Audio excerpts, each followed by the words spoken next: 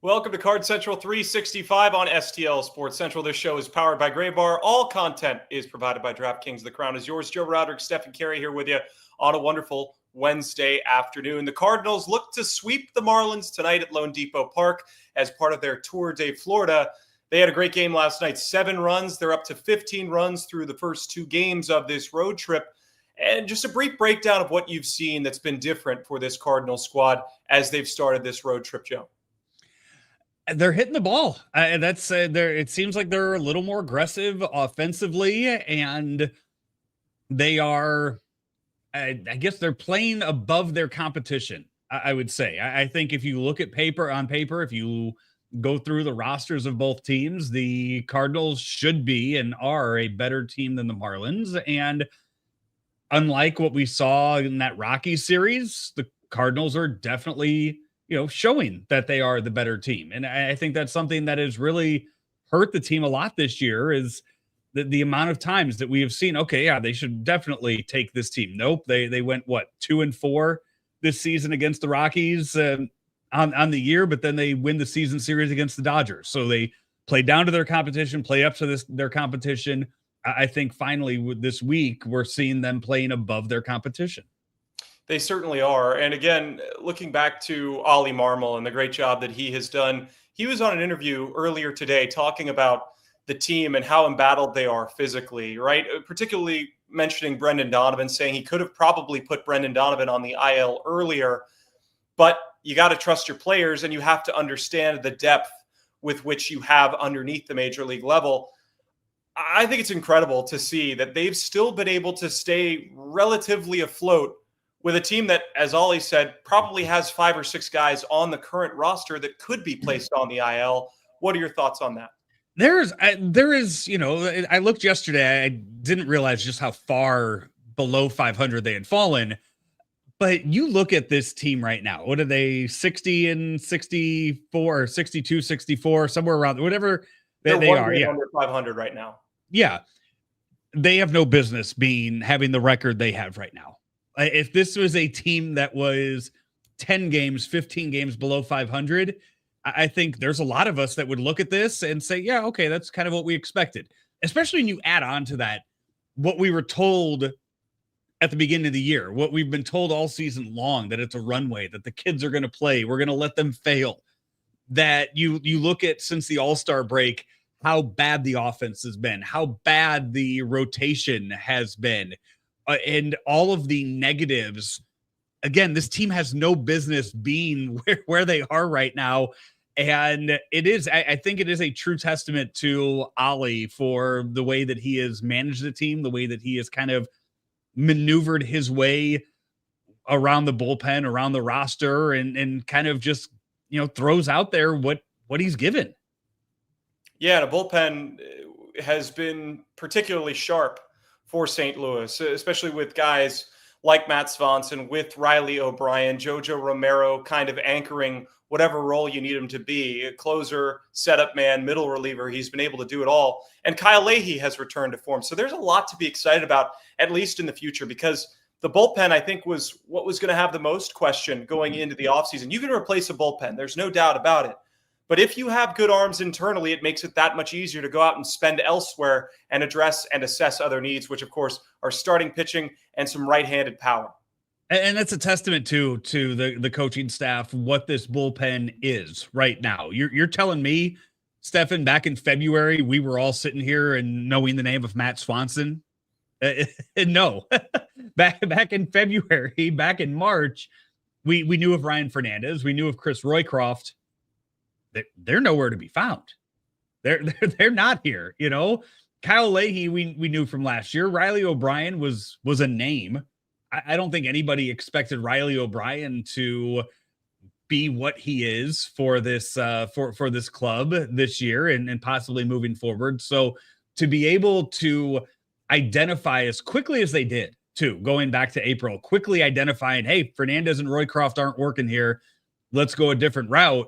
And now you're seeing these guys have more and more of a role with what we're seeing, I think is also that's coaching. It absolutely is. And again, one of the gambles and the struggles of being a winning team, and again, I know this is going to sound crazy to people, is when you are a winning team, you bring up replacement level players you know can keep the ship afloat, that aren't necessarily going to win you the game, but you hope they won't lose you the game either. And when you're a team like the Cardinals, who were outperforming what they expected, they kind of were rolling with the same guys we had already seen. Once they started to struggle a bit and drop out of the standings, you began to see arms like O'Brien again, like Swanson, like Granillo. And because of that, I would say that's one of the positive hallmarks and highlights of this season. Yeah, absolutely. I think this is a much deeper pitching staff than maybe we give it credit for. I still, I do have my concerns about filling out that starting rotation and who's going to get you all those innings moving forward into next year. And, it's clear that you have guys on the team this year that are just there to be that Band-Aid, if you will. But for the most part, on days that they're competitive, it's fun to watch, and it's a good glimpse of what might be there in the future. It absolutely is. And you might be able to address some of those starting pitching concerns within the organization, but it feels like some guys need to either be offloaded or you need to move on from and find a way to replace them with other talent that is controllable. Now, Kyle Leahy is a name that is circulated with a lot of attention because of his pitch mix, because of the arsenal that he brings out to the mound. I wouldn't be shocked if we see him maybe stretched out into a starting role if they don't call up one of those starters late, say a Quinn Matthews, or I know Roby's hurt, but some of the other younger guys that are in the farm system. Especially too, when you look at some of the other young starters, Tink Hence has had a lot of injury issues this year. We know Jerpy is shut down for all of next year. Quinn Matthews has had injury issues at times this year too. So at some point in the next, what are we at here? 5 weeks left of the season. It wouldn't surprise me if Kyle Leahy gets a start at all, but it does kind of go back to last night. I tweeted this out last night, Stefan, during the game. It was right after McGreevy finished inning number 6 last night. And the runs he gave up in the 6th inning, not his fault at all. In fact, he almost pitched around that beautifully, almost pitched around that in the 6th inning after the Mason win. I don't think they gave Mason Wynn an error, but they should have for dropping that ball at second. If Michael McGreevy was on this roster in April and started was in the rotation and started every 5th day, the Cardinals would have a better record right now than the Reds. You cannot convince me otherwise that when you look at what Eric Fedde did for you, 3-10 during his time with the Cardinals this year, you cannot sit here and convince me and tell me that Michael McGreevy would not have gone out and been more competitive in 5 of those 10 losses that McGreevy gave you. I know there were a few in there. McGreevy didn't get a whole lot of run support. But if you go out there and you say that McGreevy has 5-6 better starts than what Eric Fedde gave you, and that's, I think, being modest, that leads to 4 or 5 more wins, and then you're tied or you're 1 game up on the Reds.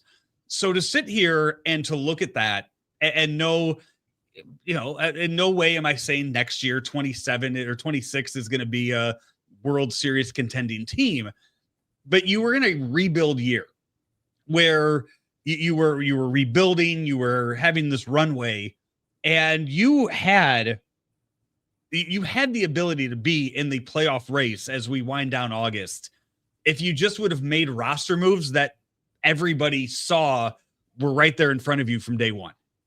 Yeah, and Michael McGreevy 5-2 this season, you could only assume that if he was out for the entirety of the season, out being with the major league club, he would get to that 10-win mark, and that's 5 extra wins and subtract 5 losses off this team's record. So who knows what the thought process was there. I agree with your point that the team definitely would have been better. The Reds have played certainly very, very well. Mike Claiborne talks about all the time how surprising the Reds have been. Now, I want to pick up after this break talking about game number 3 against the Marlins. But first, a quick reminder that this show is brought to you by Graybar, powered by Graybar, your distributor for electrical and datacom needs. And Joe, if you didn't know, nothing beats relaxing on a hot summer day and watching baseball. And the simplest way to get in on the action is to download the Pick 6 app from DraftKings. It's crazy simple. Just pick more or less on the stats for 2 or more of your favorite players, and boom, you're in the mix for big cash prizes. Pick 6 available right here in Missouri, and you don't want to miss out on all the fun. Don't settle for a smaller payout. Switch to Pick 6, and right now, new customers can get $25 in bonus picks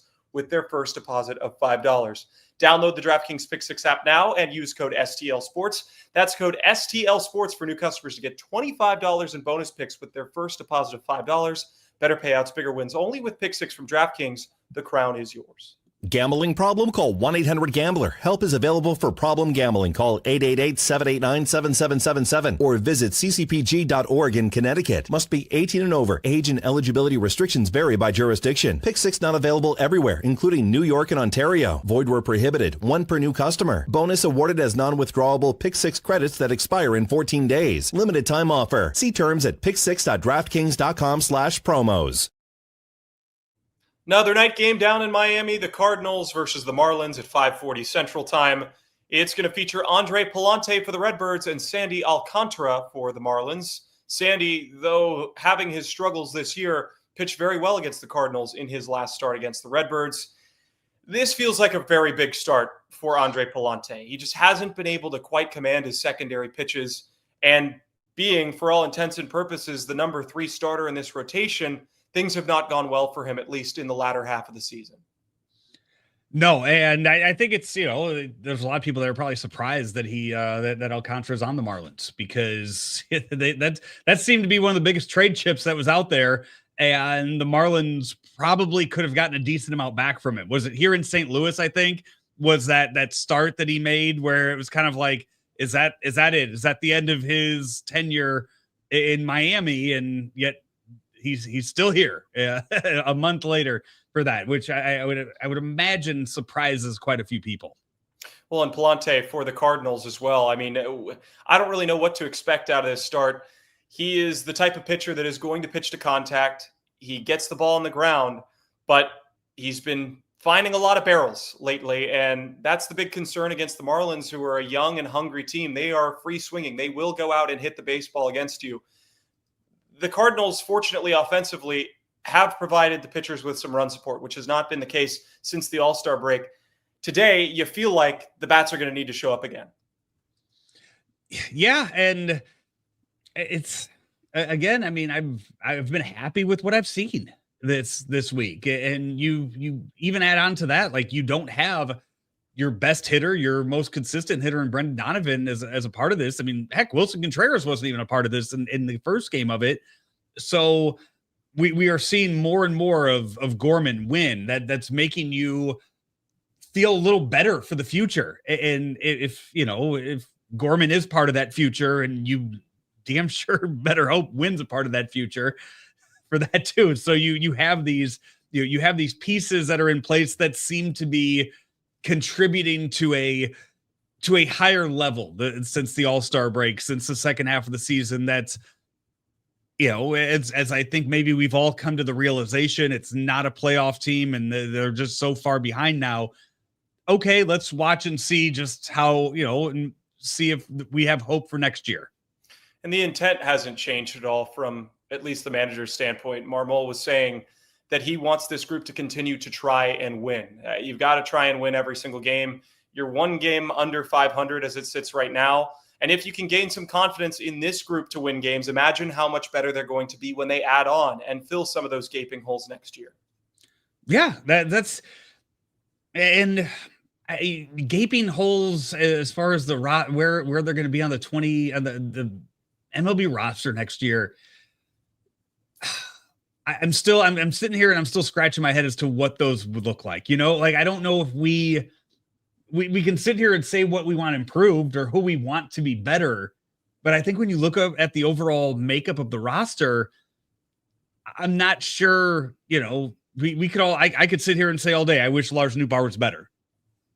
He's, as of right now, like, he is going to be under contract on this team next year unless they trade him away. So outside of the catching position, that's the only one where I kind of look at it and I was like, I don't know what the biggest holes on this roster would be next year. Yeah, I think starting pitching is one that comes to mind, certainly. Right-handedness is another weakness that this team does not have enough of. They don't have enough right-handed hitters. They don't have enough power. And given Chaim Bloom taking over, and his history has been mostly to develop through the minor leagues, develop younger players, with Rob Cerfolio coming in, that would make sense as well. I wouldn't be shocked if we see a very young, raw learning group in 2026, which isn't always a bad thing. Look at a team like the Brewers, right? The Brewers are a very young team, and they have won and been the best team in baseball for the last 2.5 months. And from everything that we have been informed, that everything that we have been told in the public, in the media, is that they are going to emphasize the coaching at these younger levels, at these developmental levels. So yeah, you want those young moldable brains that you can make into the image that you want to present on the field. And if that's why Cerfolio was brought in, was to kind of revamp the whole development system of this organization, then yeah, you want the young guys out there, because again, I am a huge fan of the way Wilson Contreras plays baseball. Wilson Contreras has been around for a while. I don't know if there's a whole lot that you're going to sit there and kind of get Wilson Contreras to to completely, redo the way he approaches the game, approaches batting, things like that, to where you still have, I think, an option to do that with a Nolan Gorman.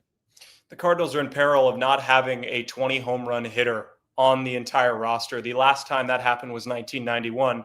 So power, I'm sure, is something that will be addressed in the offseason. Joe, before we send it off, do you have any final thoughts before game number 3 as the Cardinals look to sweep the Marlins? A sweep would be fun. I will say this. I am enjoying the earlier start times. I imagine you also enjoy the earlier start time as well. So, sweep Miami, get out of there and head over to the other side of the state and see how things go for you at the George Steinbrenner Field.